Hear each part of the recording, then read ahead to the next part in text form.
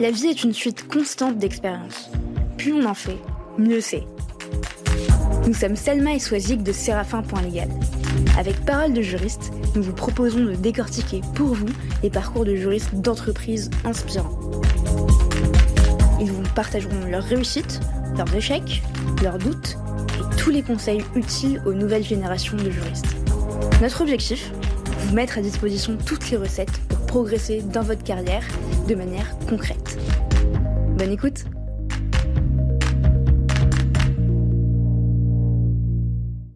Bonjour Antoine. Bonjour Antoine. Bonjour Selma, bonjour Swazik. Comment ça va? Écoutez, plutôt bien et vous? Ouais. Ça va pas mal. Très bien. Et écoute, moi ça va très bien. Je viens de faire mes courses cette semaine chez Auchan, donc je voulais te le préciser. Eh bien, c'est très très bien. J'espère que vous êtes nombreux à faire vos courses chez Auchan, puisque nous œuvrons pour vous servir du mieux possible. Bon, pour la petite anecdote, effectivement, Antoine est responsable juridique chez Auchan, d'où l'anecdote sur mes courses de cette semaine. Ce que je te propose dans un premier temps, Antoine, c'est que tu puisses te présenter. Alors, pas de problème. Donc, je suis Antoine Van Winsberg, j'ai 36 ans, je suis marié à une femme qui est formidable. Nous avons ensemble 3 enfants, un enfant de 5 ans et 2 enfants de 2 ans, puisque ce sont des jumeaux. Ça fait 14 ans que je travaille maintenant. Voilà, en quelques mots, qui je suis. Ok, très bien. Donc, t'as 2 jumeaux, c'est ça? Enfin, j'ai une paire de jumeaux. Une paire de jumeaux, oui, pardon. Oula, autant pour moi. Ça fait beaucoup, ça fait des quadruplés. Et ils s'appellent comment, si tu veux donner leur prénom, Antoine? Paul, Arthur et Marin. Donc 3 garçons. 3 garçons. Ok. Ouais, c'est animé, ma femme est ravie, c'est la reine de la famille. Super. Et est-ce que, petite question rituelle, tu te souviens de ce que tu voulais faire quand tu étais enfant? Alors oui, je me souviens très bien de ce que je voulais faire quand j'étais enfant. J'espère que ça va faire sourire les membres de mon équipe, parce que je suis convaincu qu'elles m'écouteront. Quand j'étais petit, je voulais être policier. Et alors pourquoi? Parce que la loi et l'ordre, parce que, je sais pas, moi, quand vous êtes petit, vous avez des envies comme celle-là. Vous êtes soit pompier, soit policier, soit astronaute, soit juriste. En tout cas, le respect de la règle était déjà présent. Oui, je pense que voilà, j'ai eu quand même une éducation plutôt rythmée par le respect des règles. Et qu'est-ce qui a fait que tu n'as pas voulu poursuivre sur cette carrière de policier? J'ai quand même embrassé le droit, ça veut dire que j'ai quand même eu cette orientation assez rapide de ma carrière, on va dire. Et en réalité, c'est vrai que lorsque vous commencez les études de droit, vous imaginez que vous allez être avocat, juge ou policier, effectivement. Et en fait, vous vous rendez compte que le droit amène à une multitude de métiers, dont le métier de juriste d'entreprise. Et les années allant, vous vous rendez compte que vous avez une fibre plus ou moins faite pour le métier. Et donc voilà, je suis parti dans le métier de juriste d'entreprise. Ok, super. Et justement, après avoir visité ton profil LinkedIn, j'ai pas retrouvé de traces effectivement de ta carrière de policier, mais et je n'ai pas retrouvé non plus de traces de tes expériences en stage. Donc j'ai soit mal regardé, soit effectivement tes stages ne sont pas mentionnés. Est-ce que tu pourrais peut-être nous en parler? Alors oui, tout à fait. Alors c'est vrai que j'ai pas forcément mis en avant les stages. En fait, tout a commencé en 2006 et vous allez voir, c'est assez amusant parce que la boucle est assez vite bouclée. En 2006, j'ai fait mon tout premier stage. Donc c'était le stage entre la licence 3 et le master 1. Vous savez, où vous choisissez si vous allez devenir avocat, si vous allez embrasser les professions médicales, enfin de droit médical ou de droit des affaires ou autre. Enfin, vous voyez. Et donc j'en étais là et donc je faisais mon stage pour valider ma licence 3 et j'ai eu la chance de faire mon stage chez Auchan en direction juridique. Et alors pour le coup, je ne connaissais pas forcément de personne à la direction juridique de Auchan, donc c'était une opportunité pour moi d'y rentrer, pour découvrir. Donc c'est ce que j'ai fait. J'ai adoré mon stage. Donc c'était un stage d'1 mois ou 2 mois, je me souviens plus exactement, mais j'ai adoré ce stage. J'ai trouvé ça hyper marrant d'être dans une entreprise, de voir tout ce que vous pouviez rencontrer comme relations humaines dans les dossiers et autres. Et du coup, je me suis dit bon c'est super, c'est ce que je veux faire. J'ai bien fait de partir en master 1 management contractuel, je pense que ça s'appelait comme ça. Et donc je suis resté dans cette voie-là. Et ensuite, en 2008, donc à l'issue du Master 2, vous avez un stage obligatoire à faire pour valider votre Master 2. Et mon stage, je l'ai fait chez Holder. Et je l'ai commencé en mars 2008, pendant 6 ou 8 mois de mémoire. Et donc voilà, j'ai commencé chez Holder, qui est la société holding des boulangeries Paul et La Durée. Et donc, tu rejoins la boulangerie-pâtisserie Paul, justement, en tant que juriste d'entreprise, juste après ton stage, c'est bien ça ? Exactement. En fait, à l'issue de mon stage, opportunité de pouvoir continuer en CDD. Alors, une opportunité que j'ai peut-être un peu provoquée, ça c'est sûr. Pourquoi ? Parce que, effectivement, pendant mon stage, j'ai un petit peu cherché pour trouver les pans d'activité qui n'étaient pas forcément très développés d'un point de vue juridique dans cette société, et les pans d'activité à l'époque qui n'étaient pas développés étaient notamment le pan marketing, et il y avait aussi un pan recouvrement de créances qui était avec un pôle qui était organisé sur le sujet, mais sans voie judiciaire suivie par la suite. Et donc voilà, à l'issue de mon stage, j'ai proposé au directeur juridique de l'époque de continuer à travailler ensemble en CDD, et il a accepté. Et donc j'étais ravi, parce que effectivement le CDD, c'est entre guillemets avoir un pied dans l'étrier pour continuer sa carrière, donc c'est plutôt une bonne chose. Mais c'est vrai que c'est une bonne stratégie d'aller là où, entre guillemets, personne n'a envie d'aller ou n'a le temps d'aller, pour montrer la nécessité de ton poste. Alors oui, je pense que de toute façon c'est malheureusement ou heureusement c'est une nécessité, c'est de se rendre utile pour pouvoir continuer à travailler dans une société. Et si on n'est pas utile, l'entreprise n'a pas besoin de nous, et donc voilà. Et puis, il me semble aussi que c'était une période qui était quand même assez particulière en 2008. Ah oui. Pleine crise financière, crash boursier, et ce qui fait aussi écho à la crise qu'on vit aujourd'hui, actuellement, qui est certes pas similaire en termes de causes, mais qui impacte aussi l'accès à l'emploi pour les jeunes étudiants. Donc tu nous as dit comment tu avais fait pour décrocher ton premier job, que tu avais créé justement, démontré le besoin.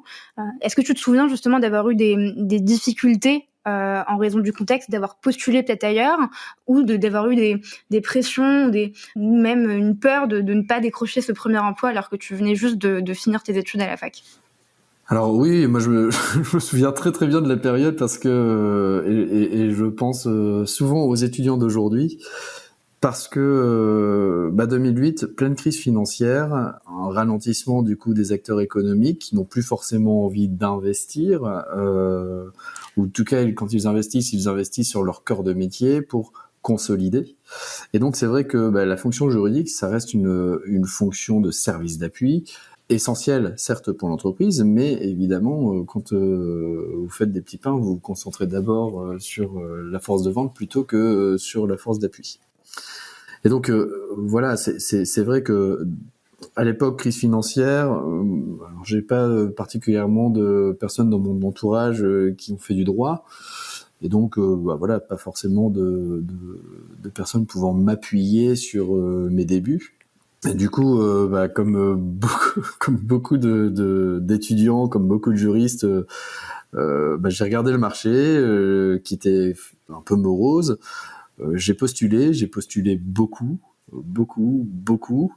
et effectivement, je pense qu'une de nos chances quand on est jeune, c'est que on est tout neuf, on sort de fac, donc on est à la pointe de la connaissance juridique, en tout cas d'un point de vue méthodologique et d'un point de vue intellectuel.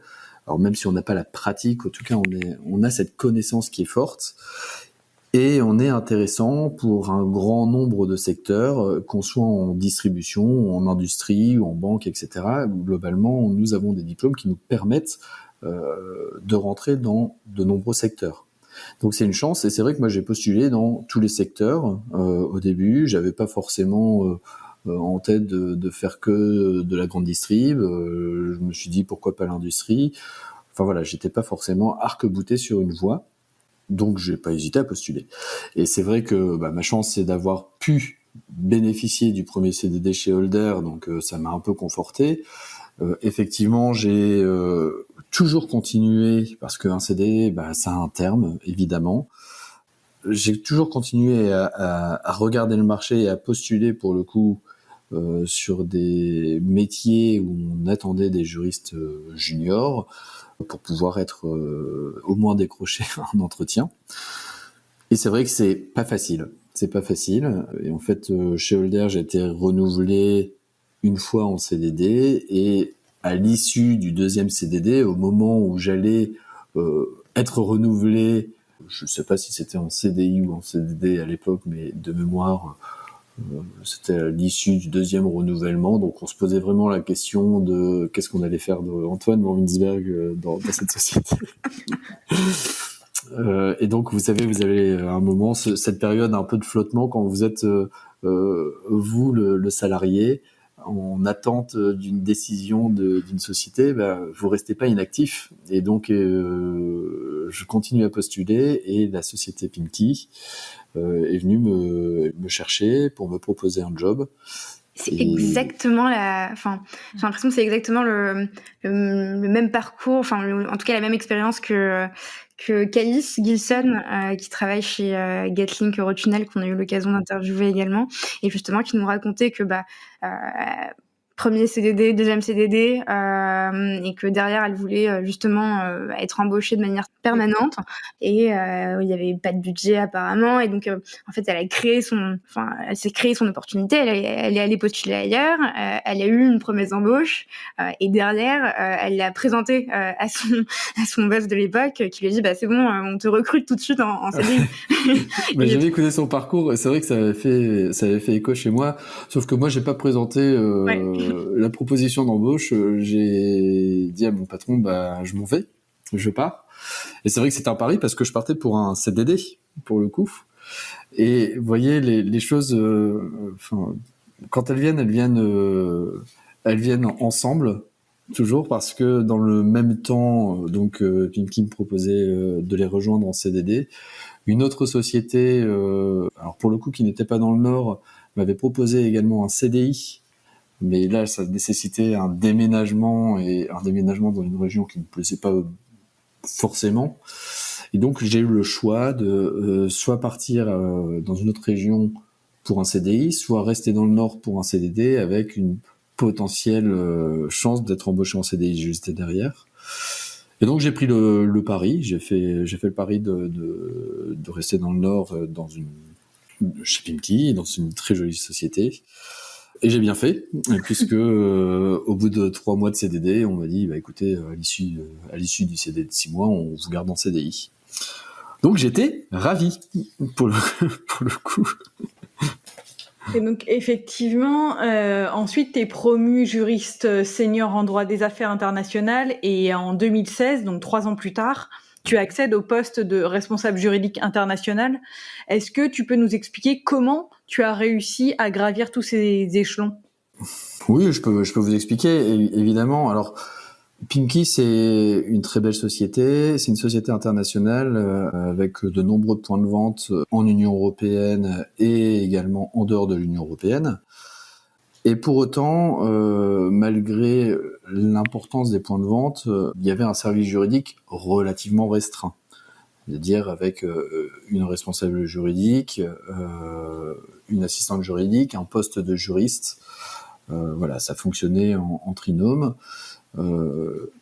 Donc ça, c'était vraiment au tout début, et par la suite, on a eu la chance d'être en plus en renfort avec des juristes en droit immobilier pour gérer le parc immobilier des différents pays. Vous étiez donc en sous-effectif ? On n'était pas en sous-effectif, mais on était en effectif restreint, comme de nombreuses sociétés qui sont à une taille un peu critique entre la grosse PME et la grosse entreprise, on va dire.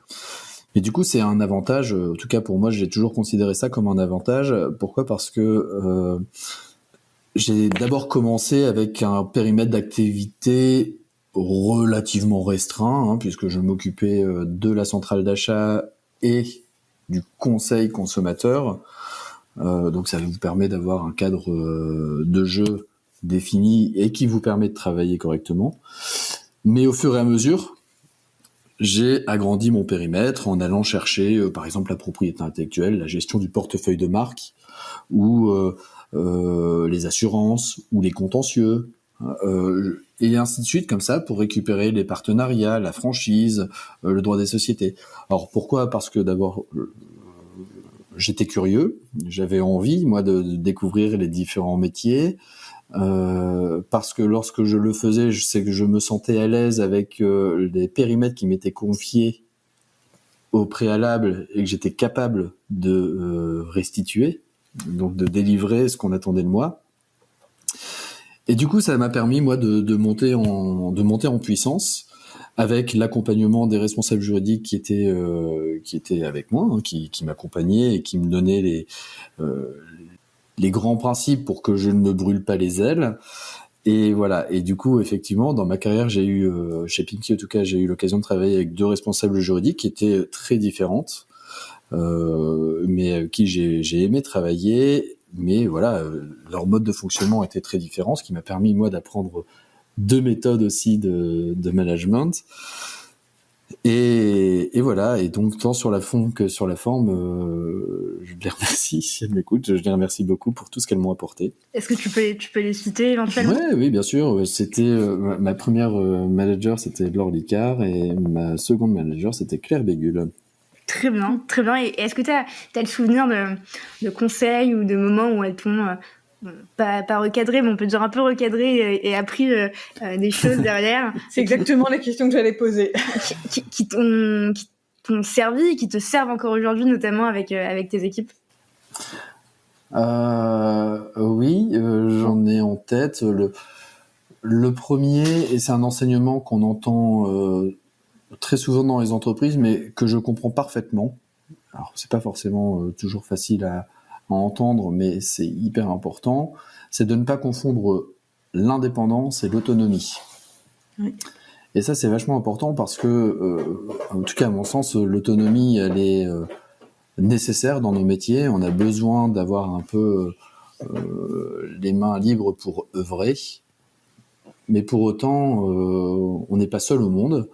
On a des comptes à rendre et il faut pouvoir les rendre en temps et en heure pour éviter d'abord de se tromper et surtout éviter de mettre en porte-à-faux d'autres personnes, notamment nos opérationnels, si jamais la démarche n'est pas bonne. Donc voilà, ça c'est une des réflexions que j'avais eues et je l'ai eue très tôt. Pour le coup, c'est Je rajouterais peut-être un principe, c'est il faut pas confondre vitesse et précipitation non plus. Ça j'allais vous en parler. Alors ça c'est pas mes 2 responsables juridiques qui m'ont exprimé, c'est mon directeur financier au moment où il m'a proposé le poste de responsable juridique. Mais c'est effectivement une des remarques qu'il m'a faites, c'est de me dire ne pas se brûler les ailes en allant trop vite. Et ça, c'est vachement important. Ouais. Parce que c'est vrai que quand on est jeune, on a la fougue, on a toujours envie d'y aller, on a toujours envie d'apprendre, et voilà. Et pour autant, si on n'a pas géré les bases, si on n'a pas les acquis, eh bien, à un moment, ça ne passe plus. Donc, c'est important.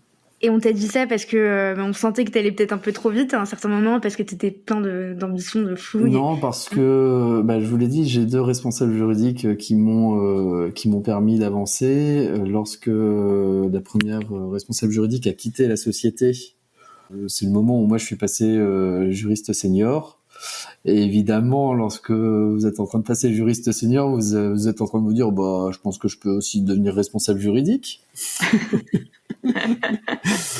Et là, c'est à ce moment-là où mon directeur financier m'a expliqué, m'a dit, tu sais, oui, peut-être, on pense que t'as du talent et on va miser sur toi. Donc ça, c'est déjà très rassurant.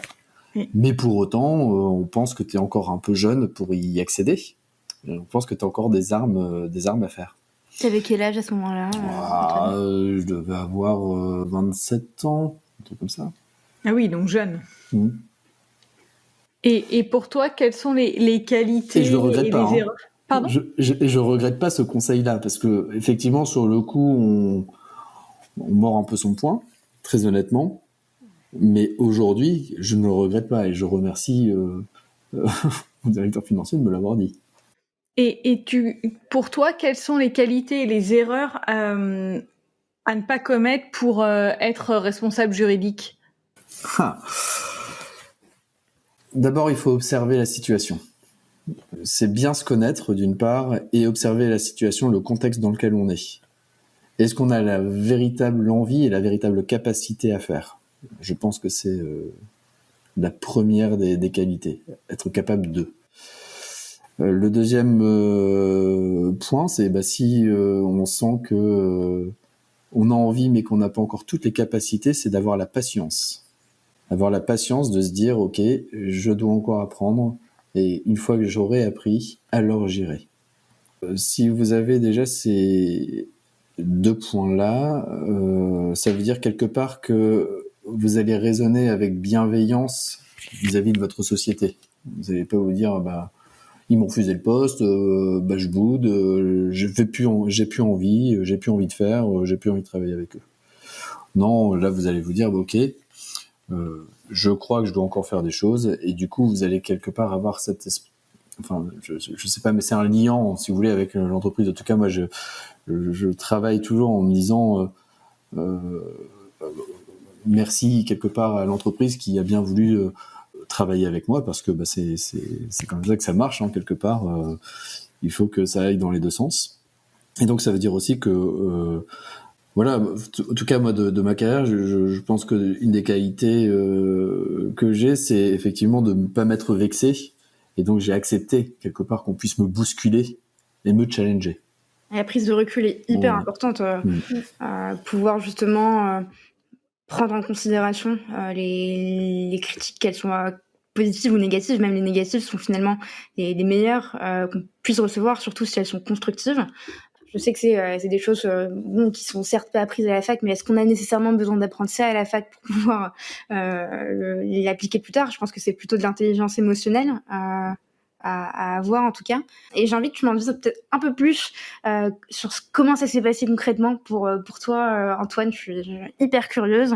Est-ce que t'es allé, à la suite de cette discussion avec ton directeur financier qui te dit te brûle pas les ailes, tu as les capacités, mais c'est peut-être un peu trop tôt. T'es revenu vers eux par la suite en leur disant maintenant ce serait peut-être un peu le moment, ou ils sont revenus peut-être vers toi par la suite en te disant maintenant c'est le bon moment, tu peux y aller, Antoine. Non, ça marche pas comme ça. Ça marche pas vraiment comme ça. J'imagine. La première fois effectivement, la deuxième responsable juridique arrive. Alors c'est vrai que le recrutement de cette personne, et aujourd'hui avec qui je suis toujours en contact, et ça se passe très très bien, on s'entend très très bien, mais vous voyez, le recrutement est extrêmement important. Pourquoi ? Parce que lorsque cette personne arrive, vous en tant que manager, vous allez vous demander, mais qu'est-ce qu'elle va m'apprendre ? Est-ce que c'est pas moi qui vais devoir lui apprendre tous les rouages ? Vous voyez ? Pourquoi ? Parce que vous êtes le juriste en place, vous connaissez bien les rouages, et quand vous arrivez dans une société, vous devez découvrir la société, vous devez découvrir son fonctionnement, etc., etc. Vous voyez, vous avez quelque part beaucoup de choses à apprendre aussi des autres. Voilà, Claire, qui était la manager qui arrivait, a eu cette intelligence de dire oui, effectivement, je ne connais pas tout, mais moi je suis capable de t'apprendre autre chose. Et c'est donc un phénomène de vase communicant, en fait. Exactement. Et du coup, moi je lui ai expliqué le fonctionnement de la boîte, l'ADN, donc entre guillemets les pièges dans lesquels il ne fallait pas tomber. Petite précision pour les personnes qui nous écoutent, Antoine a subi une suite d'évictions totalement injustifiées de la part de notre outil d'enregistrement. Encore navré, Antoine, j'espère que tu ne l'as pas mal pris. Pas du tout. Et surtout, merci de reprendre 30 minutes avec nous pour continuer l'échange. Je t'en prie. Bon, on s'était arrêté justement à l'arrivée de Claire qui était ta manager chez Pimki et du questionnement qu'on peut avoir sur l'apport d'un manager qu'on ne connaît pas et qui ne connaît pas l'entreprise aussi bien que soi. Et tu nous expliquais justement que Claire avait eu une démarche particulièrement honnête en te disant effectivement je ne connais pas tout sur l'entreprise mais je suis capable d'apprendre autre chose. Exactement. Et du coup, c'est vrai que c'était d'abord très appréciable d'avoir quelqu'un d'honnête avec soi, et on a vraiment mis ensemble une co-construction. On a eu une véritable co-construction de nos personnalités. Alors moi, j'ai expliqué effectivement comment fonctionnait l'entreprise, et elle m'a surtout d'abord conforté et rassuré sur mes dernières années de droit en pratique, donc en droit des contrats, mais aussi en conseil. Et là où elle a senti certaines faiblesses, elle a appuyé pour que je m'améliore et j'augmente significativement et rapidement mes compétences. Et du coup, grâce à elle notamment, je suis monté sur du droit des sociétés, j'ai conforté ma capacité sur tout ce qui était partenariat à l'international. Et donc, pour tout cela, je la remercie. Merci Claire pour tout. Bah, pour ton elle aide. a fortement sans doute contribué à ma progression, donc je ne peux que la remercier. Eh ben écoute, au plaisir d'échanger avec elle et d'avoir sa version de l'histoire Je vous passerai ses coordonnées si vous le souhaitez. Oui. Et ben avec grand plaisir. Et justement, après cette expérience chez Pimki en 2018, tu décides de quitter le prêt-à-porter pour la grande distribution alimentaire en rejoignant Auchan Retail. Et tu y occupes actuellement le poste de responsable juridique du pôle exploitation commerciale. Est-ce que tu peux nous expliquer en quoi consiste ton poste? Que fait un responsable juridique dans un pôle exploitation commerciale? Alors, que fait un responsable juridique sur cette partie-là? Alors, tout d'abord, je ne suis pas seul. J'ai la chance de pouvoir travailler avec 7 collaborateurs qui sont de très bons collaborateurs. Donc, je suis très content de les avoir avec moi. Et qu'est-ce qu'on fait ensemble? Ensemble, on accompagne les activités commerciales de nos magasins et de nos sites web. On met en place les nouveaux modes de vente, comme vous pouvez en voir dans certains de nos magasins. Donc c'est les concepts commerciaux, comme vous les trouvez sur les stands à sushi ou plus récemment sur certains de nos magasins des corners boulangers par exemple. On s'occupe également de l'acheminement de la marchandise jusqu'à nos magasins. Alors évidemment, on n'est pas dans les camions, on n'est pas dans les dépôts, mais on s'assure en tout cas que nos camions et nos dépôts soient soumis à des engagements contractuels qui nous permettent de sécuriser la chaîne marchandise. Et un autre pan qui est extrêmement important, évidemment, c'est le conseil à nos clients internes, magasins, mais également services d'appui qui sont en lien direct avec nos magasins, puisque vous avez à côté des magasins des services d'appui tels que le marketing qui vont venir apporter un certain nombre d'animations dans nos magasins, les opérations commerciales et autres. Donc tout ça, c'est ce qu'on travaille. Et à côté de ça, vous avez des métiers un peu moins classiques dans le quotidien d'un juriste. Mais c'est notamment toute la sécurisation des dirigeants avec la mise en place des délégations de pouvoir, évidemment, dans l'ensemble de nos magasins. Nous en sommes les garants et nous devons nous assurer que nos dirigeants soient bien protégés et que les décisions soient prises au bon endroit et au bon moment. C'est un sujet que t'abordes dans ta description LinkedIn et tu pointes l'importance de ce sujet-là. Est-ce que tu peux nous dire pourquoi c'est si important? À mon sens, le dirigeant mandataire social est un actif extrêmement important dans une société, si ce n'est son premier actif. Et il est important du coup de protéger les actifs de l'entreprise, d'une part. Et si vous voulez, lorsque vous écrivez vos schémas de délégation de pouvoir, vous écrivez quelque part le squelette de votre entreprise. Donc, maîtriser le squelette de son entreprise, c'est quand même quelque chose d'appréciable, d'une part, parce que c'est comme ça que vous articulez les choses. Et à partir du moment où vous protégez vos dirigeants, vous connaissez votre entreprise, vous êtes à l'aise dans votre poste, tout simplement. Et voilà, donc pour moi, c'est un point fondamental. Et évidemment, tous nos dirigeants aiment se savoir protéger dans tous les cas. Je pense que ça fera plaisir effectivement à ton dirigeant que tu le considères comme un actif essentiel pour l'entreprise.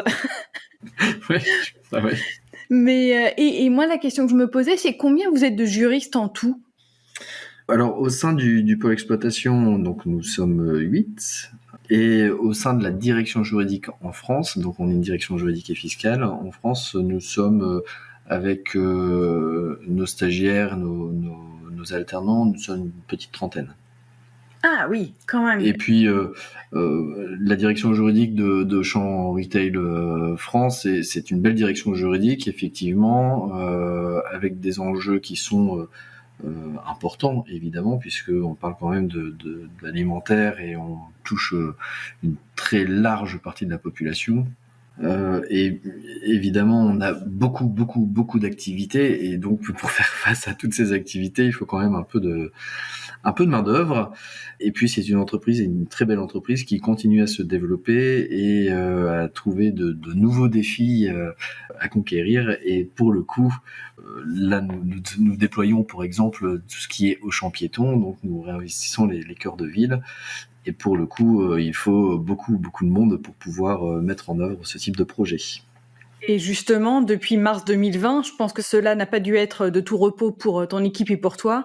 Est-ce que tu peux nous raconter le quotidien d'un juriste confiné qui travaille pour une enseigne d'hypermarché, de supermarché et de magasins alimentaires de proximité? Alors c'est beaucoup de défis, c'est sûr. Déjà le premier point, et c'est personnel à toutes les personnes qui ont vécu le confinement, c'est de passer d'un total présentiel ou un quasi total présentiel à un total distanciel, et ça du jour au lendemain. Notre chance d'abord, c'est d'avoir les outils qui nous ont permis de passer de présentiel à distanciel sans trop de difficultés. Donc on a eu un très bon support informatique, et chapeau à eux, parce que il faut gérer quand même toute cette masse de personnes.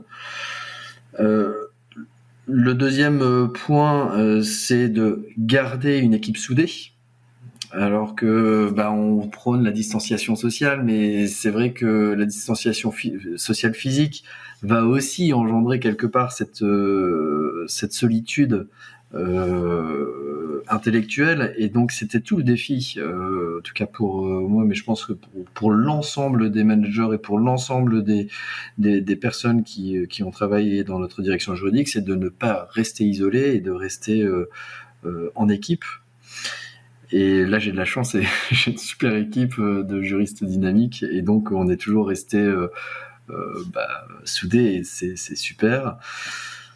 Mais voilà, et les autres défis, c'est le changement de nos habitudes de travail, avec un changement de nos rituels managériaux, c'est-à-dire de nous rencontrer beaucoup plus fréquemment, pour faire des cours, des points peut-être beaucoup plus courts, mais donc bien plus réguliers.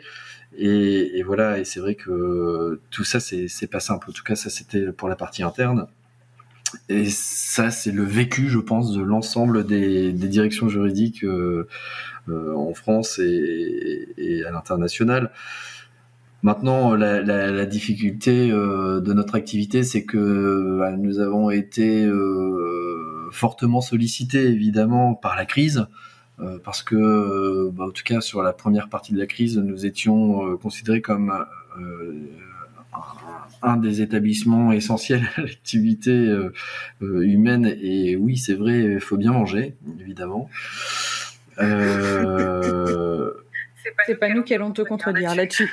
Pour le coup, c'est une crise sans précédent, et qui nécessite une réactivité de tous les instants sur tous les fronts, même ceux sur lesquels on ne s'attend pas à intervenir. Et pour le coup, lorsque vous devez accompagner vos dirigeants et les dirigeants de nos magasins dans la lecture des textes, qui sont nombreux, pas toujours simple d'appréhension à la première lecture, parce que faut se mettre aussi à la place de nos gouvernements, de nos gouvernants qui prennent des arrêtés, qui prennent des décrets très très rapidement pour faire face à une situation de crise. Vous savez, tout comme moi, qu'en droit, chaque mot a son importance, que on regarde les virgules, on pèse le pour et le contre. Et donc, évidemment, il faut tout analyser. Et lorsque vous êtes un rédacteur, vous rédigez. Lorsque vous êtes un lecteur, vous lisez. Et donc, effectivement, on n'est pas forcément dans la tête des rédacteurs. Donc, c'est ça, la première partie, c'est de se dire comment on fait pour apporter le bon message au bon moment à nos dirigeants, de pas se tromper, évidemment, parce que les conséquences sont importantes. Comment, en parallèle de ça, vous continuez à mener des projets pour répondre aux attentes des consommateurs, qui sont des attentes changeantes et extrêmement changeantes pour le coup, puisque vous passez d'une liberté totale de mouvement à vous êtes reclus chez vous et vous n'avez plus le droit de sortir, sauf à quelques instants pour pouvoir aller chercher vos courses quelque part. Et donc, effectivement, à côté, c'est de déployer de nouveaux parcours de course pour que nos consommateurs puissent s'alimenter de manière sécurisée. Et là, pour le coup, si vous avez regardé l'actualité, effectivement, les Auchan Drive ont été très très fortement sollicités, tout comme nos Chronodrive. Et d'ailleurs, nos amis de Chronodrive ont très bien su faire face à cette pandémie, puisqu'ils ont ils ont encore reçu un titre cette année d'entreprise très bien notée au niveau du digital, en tout cas. C'est un vrai changement de mentalité en interne à avoir, et un changement d'habitude pour vos clients. Oui, tout à fait. Tout à fait. Et est-ce que tu as le souvenir d'un moment où tu as ressenti une pression énorme de par les sujets que tu traitais, ou une anecdote à nous raconter, que tu peux nous raconter sans briser de confidentialité? De pression énorme, je vais pas vous dire qu'on a une pression énorme et insoutenable, ce serait vous mentir. Maintenant, avoir une cadence de travail soutenue parce que vous avez des enjeux, oui, ça on en a, et c'est normal. Une anecdote peut-être sur les derniers mois, dernières semaines, c'est peut-être, et c'est très lié à ce que je viens de vous dire, c'est sur la lecture des textes et de la précision des textes qui doivent être rédigés, parce que on était sur la fermeture des rayons non essentiels. Ça, c'était la deuxième partie du confinement, donc sur la deuxième partie de l'année 2020. Et évidemment, lorsque vous avez les arrêtés qui tombent et que ceux-ci ne sont pas clairs, et que vous êtes face à un hypermarché qui a potentiellement tous les rayons et que les rayons d'Auchan ne sont pas les mêmes que les rayons de nos concurrents dans leur construction, j'entends, et que vous n'avez pas les mêmes catégories, c'est vraiment quelque chose où vous pouvez vous arracher les cheveux. En tout cas, moi, je n'ai plus beaucoup de cheveux, mais c'est pas à cause de ça. Dommage qu'on n'ait pas la caméra pour pouvoir montrer ça à nos auditeurs, effectivement. Mais pour le coup, c'est vrai que ça a été très, très, très contraignant, parce que pour le coup, vous ne compreniez pas forcément, parce qu'il manquait de précision, les textes, et du coup, vous deviez faire face à l'aléa juridique et vous mettre potentiellement en risque en disant je vais devoir ouvrir tel rayon parce que a priori il n'est pas interdit, et que vous aviez l'administration qui vous disait dans certaines régions oui, vous avez raison, c'est pas interdit. Dans d'autres régions, l'administration qui vous disait si, il faut fermer. Et là vous êtes face à plusieurs situations auxquelles il faut faire évidemment bonne figure, et il faut répondre, et c'est vrai que c'est pas toujours simple, mais pour le coup on est accompagné de très bons experts, tant opérationnels que juridiques, donc voilà, ça s'est bien passé au final, et nous avons toujours de bonnes relations, je l'espère, avec l'administration. Le juriste agile dans toute sa splendeur. Oui, c'est ça. Et sans transition, en consultant encore à nouveau ton profil sur LinkedIn, je suis tombée sur une superbe recommandation d'une de tes collègues. Et si tu veux bien, on va prendre quand même une petite minute pour lire cette recommandation, qui en dit long, notamment sur la relation de collaboration que tu entretiens avec tes clients internes. Et donc cette collègue disait: Antoine a su rendre accessibles des textes plus que complexes pour la novice que j'étais. J'ai eu beaucoup de plaisir à travailler avec Antoine, une belle collaboration pleine de professionnalisme, d'écoute, de respect et d'humour. Je vous le recommande vivement. Déjà, bravo pour, pour cette belle recommandation. Et je ne lui ai même pas demandé. J'ai l'impression que tu as quand même un peu tenu le stylo, la plume. Même pas, vous voyez, même pas. 5 étoiles. Ouais. Et cette recommandation a été justement faite pour tout le travail de formation effectué auprès des opérationnels, puisque tu es notamment en charge de l'accompagnement et conseil juridique en droit des affaires auprès des magasins du groupe, que ce soit Auchan Hypermarché, Auchan Supermarché, My Auchan, Auchan Direct, Auchan Drive, Chronodrive, Partisans du Goût, bref. Est-ce que justement tu peux nous donner pour toi ta définition de la culture juridique, parce que pour moi c'est attrait aussi à une bonne transmission de la culture juridique. Qu'est-ce que c'est pour toi une bonne culture juridique et quelle est la définition d'une culture juridique? Pour pouvoir avoir une bonne culture juridique, je pense que faut être pertinent, il faut être dynamique. Je pense que c'est la base, parce que lorsque vous êtes dynamique et lorsque vous êtes pertinent, on vous écoute. Et le deuxième truc, c'est, je pense, en tout cas, comme ça, en y réfléchissant, je me dis simplement que pour pouvoir diffuser une bonne culture juridique, il faut d'abord être identifié par les acteurs de l'entreprise, et que ce soit au plus haut niveau de l'entreprise, évidemment, mais également à tous les niveaux de l'entreprise. Et ça, c'est hyper important. Vous voyez, par exemple, dans la direction juridique de Auchan, pour pouvoir être identifié, vous imaginez bien que vous avez un tel nombre de collaborateurs que tout le monde ne vous connaît pas, et vous ne pouvez pas connaître tout le monde. Comment on fonctionne? J'ai certains de mes collègues qui ont eu la très très bonne idée de mettre en place un site internet interne sur lesquels on peut nous retrouver facilement, avoir les adresses des collaborateurs. Le deuxième point pour avoir une bonne culture juridique, donc c'est ce que je vous disais, c'est de diffuser un message qui est pertinent, mais ce message, si on est nous juristes, faut bien avoir en tête qu'en face, le collègue n'est pas forcément juriste, il a peut-être rien à faire de la direction juridique, et ça ne l'intéresse pas, et peut-être qu'il est venu vous voir parce qu'on lui a demandé de venir vous voir, point barre. Et du coup, il faut avoir, au-delà de ce message pertinent, un message simple que l'opérationnel peut retenir facilement. Et là encore, on a un formidable outil qui est en plein déploiement, entre guillemets, c'est ce qu'on appelle le legal design. Et c'est la capacité aux juristes de se mettre dans la peau de l'autre pour pouvoir communiquer de manière très simple. Un discours simple, mais pas simpliste. Exactement. Et ça, c'est tout l'enjeu, c'est de ne pas tomber dans le simplicisme. Et c'est d'ailleurs ce qui vous a valu le prix d'innovation du management juridique, il me semble. Alors oui, c'est une culture en fait qui nous a, je pense, valu ce prix, mais au-delà d'un outil, c'est vraiment une manière de penser, une manière d'être, une posture simplement, qui nous permet de communiquer de manière très agile et très adapté à nos différents clients.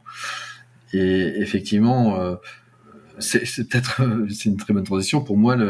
Pour une bonne culture juridique, il faut être à la page. Il faut savoir suspendre dans son mode de communication. Il faut savoir retenir l'attention, parce que quand vous retenez l'attention, on revient vous voir. Et ça, j'en suis intimement convaincu. Et du coup, effectivement, lorsque vous retenez l'attention, lorsque vous passez un message positif, un message simple, lorsque vous êtes réactif, lorsqu'on vous sollicite, tout ça crée chez l'opérationnel un début de conscience juridique, ou alors ça confirme une conscience et une confiance dans le juridique, et il intègre donc facilement les notions. Et donc il vient vous solliciter en amont dans ces projets, parfois trop en amont, mais c'est pas grave. L'idée, c'est qu'ils viennent nous chercher et qu'il ait le réflexe d'aller chercher le juridique comme cadre.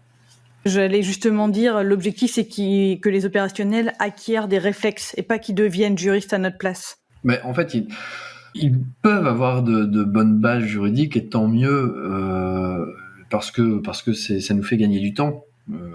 Quand vous avez un opérationnel qui met en place son projet en ayant les premiers réflexes, évidemment, on gagne du temps et donc on va plus loin et plus rapidement. En revanche, effectivement, le droit, c'est comme l'enfer, c'est pavé de bonnes intentions, hein, mais il y a toujours plein d'exceptions. Et du coup, il faut faire attention effectivement au texte, il faut toujours être vigilant parce que vous avez des évolutions dans tous les sens et que voilà, et c'est notre métier de les anticiper, ces facteurs-là. Et la culture juridique est particulière liée à un travail de pédagogie, ce qui me permet de faire une magnifique transition, puisque en plus de ton rôle de manager d'une équipe de 8 personnes, j'imagine 8 formidables personnes dans ton équipe, tu exerces aussi le rôle de chargé de TD à l'Institut catholique de Lille depuis 2015.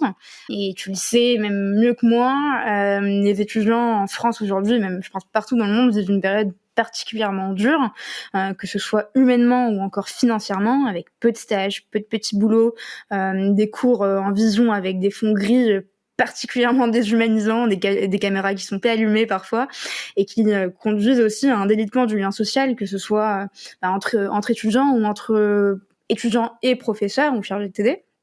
Est-ce que tu peux nous dire comment vont tes étudiants actuellement, comment ils vivent cette période ? Alors, je donne effectivement des cours à l'Institution catholique de Lille, en master 2 droit des affaires, master de juriste d'entreprise. Je donne des cours de droit de la consommation. On ne se refait pas. Je pense que c'est la première année pour nos étudiants d'avoir, en tout cas c'est la première année 100% digitale.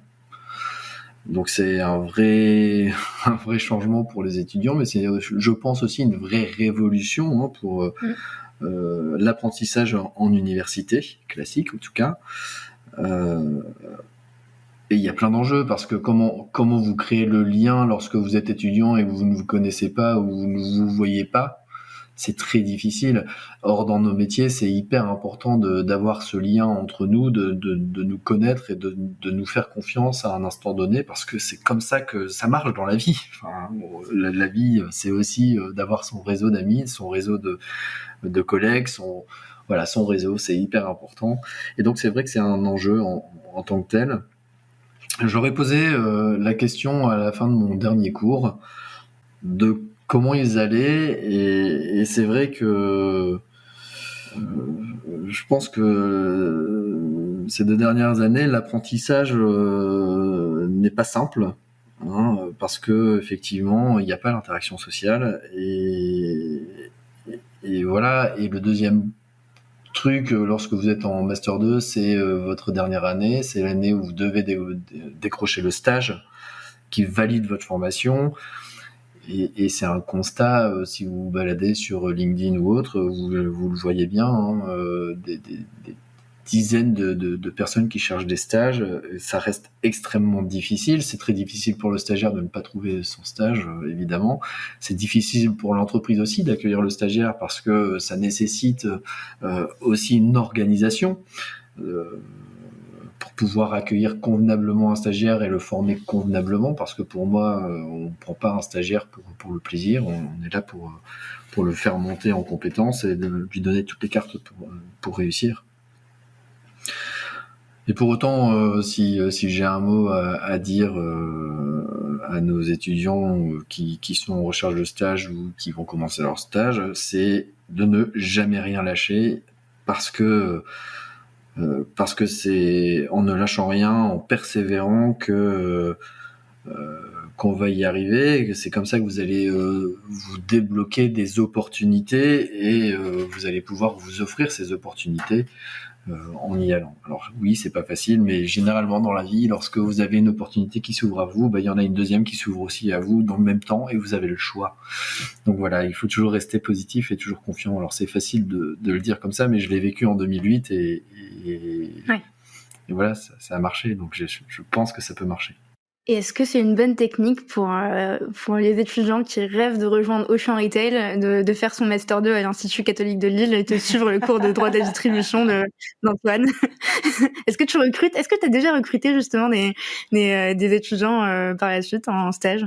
Là cette année on va accueillir un étudiant qui vient de la faculté catholique de Lille. Alors c'est pas un piston, je le connais pas, mais on a cette alors d'abord nous on a cette culture de devoir former nos étudiants. Je pense que c'est hyper important, il faut pas l'oublier. On a tous été étudiants un jour et il faut voilà, je pense que c'est important de pouvoir aider. Le deuxième point, c'est est-ce que j'ai déjà embauché un étudiant? Non.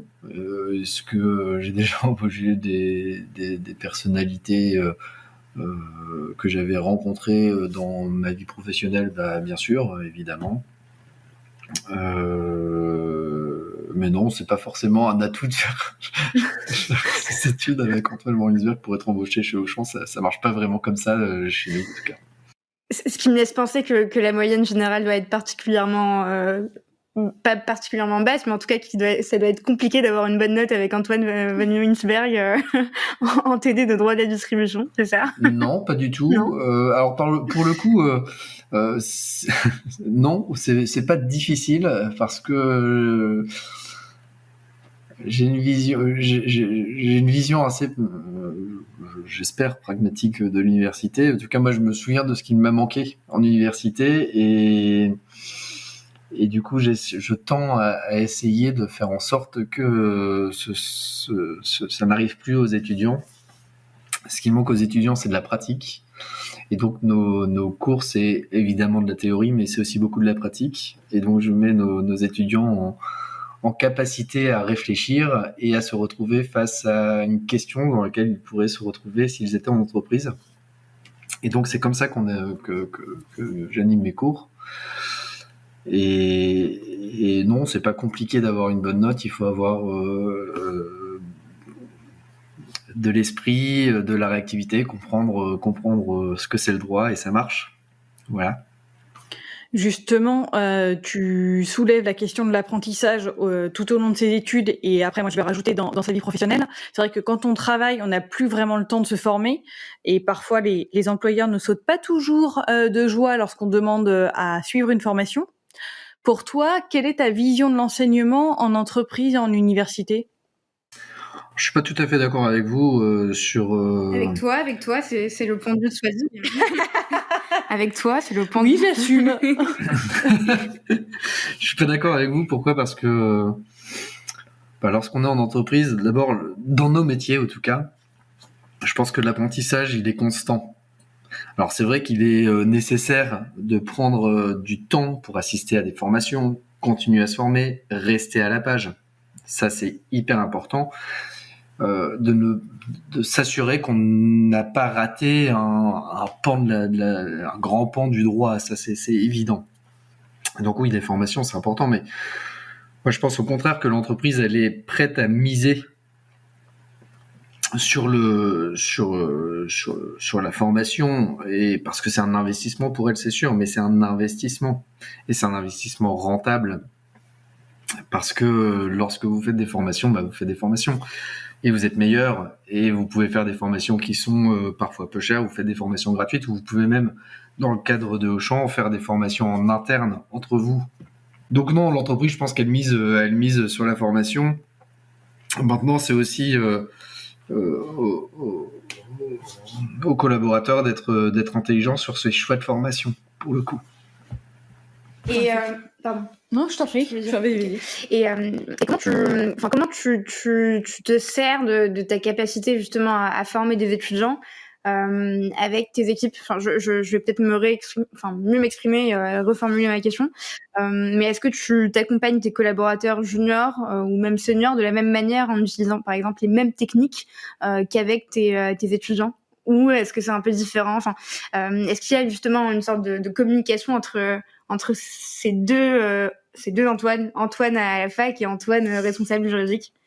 Alors, est-ce qu'il y a des vases communicants? Sans doute, mais alors s'ils le sont, ils ne sont pas volontaires, parce que je vais pas former des étudiants et accompagner des juristes de la même manière. On n'est pas sur la même échelle. Évidemment, les juristes, je les accompagne pas de la même manière, ça, c'est sûr, en fonction de leur niveau de seniorité. Je vais évidemment laisser plus d'autonomie à un juriste senior qui est tout à fait apte à prendre des sujets et à gérer son dossier de A à Z. Donc là, je vais l'accompagner plus pour être son miroir et lui dire est-ce que tu t'es questionné sur tous les fronts, entre guillemets. Donc ça, c'est vraiment ma vision, en tout cas, de l'accompagnement du juriste senior. Et donc, je serai toujours disponible pour lui, évidemment, pour répondre à ses questions. On va faire des points une fois par mois ou une fois tous les 15 jours en fonction de l'importance du sujet, mais il va être en autonomie sur son dossier. Un juriste junior, évidemment, il ne doit pas être accompagné de la même manière, non pas parce que c'est un problème de confiance, mais plus parce que le juriste junior a besoin d'être aussi rassuré et guidé sur comment parvenir à un objectif sans se prendre un mur immédiatement. Pourquoi ? Parce que évidemment, lorsque vous prenez un mur en droit, ça coûte tout de suite très très cher. Donc on évite ce genre de difficultés. Et donc effectivement, le juriste junior, je vais plus le questionner, lui demander comment il est intervenu à cet objectif. Ou alors on va mettre en fonction du sujet des étapes qu'il va devoir atteindre pour ensuite arriver à son objectif final. Donc ça, c'est vraiment deux modes de management différents qui sont tous les deux très intéressants. Pourquoi ? Parce que lorsque vous managez, vous êtes aussi, vous, en perpétuelle remise en cause de ce que vous faites. En tout cas, moi, c'est comme ça que je vois les choses. C'est que j'ai pas le savoir absolu et j'apprends au quotidien en manageant mes juristes. Très clair, merci Antoine. Et justement, au-delà de tes étudiants, de ton équipe, qu'est-ce qu'on peut souhaiter à Antoine pour la suite de sa carrière ? On peut me souhaiter de continuer à apprendre parce que j'ai envie d'apprendre tout au long de ma vie. J'ai beaucoup appris chez Pimki, j'ai énormément appris chez Auchan. Donc continuer à apprendre. Moi, je travaille pour moi, le travail reste un plaisir et donc je veux que mon travail reste un plaisir. Donc, on peut me souhaiter de toujours apprendre et de toujours rester dans cette dynamique positive parce que pour moi, c'est essentiel d'être sourire au quotidien. Et ben, c'est beau, ouais. Et puis ça nous donne envie, en tout cas, ça donne envie de rejoindre la direction juridique de Pimki. N'hésitez pas, en tout cas, ce sont de très belles enseignes.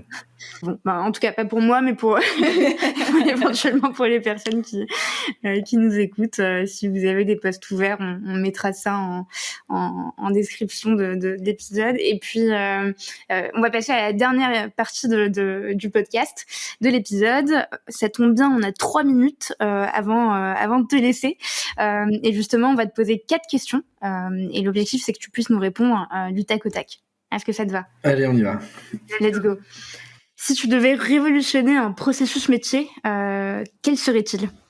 Les démarches auprès de l'administration. Ok. Les formalités, quelles qu'elles soient ?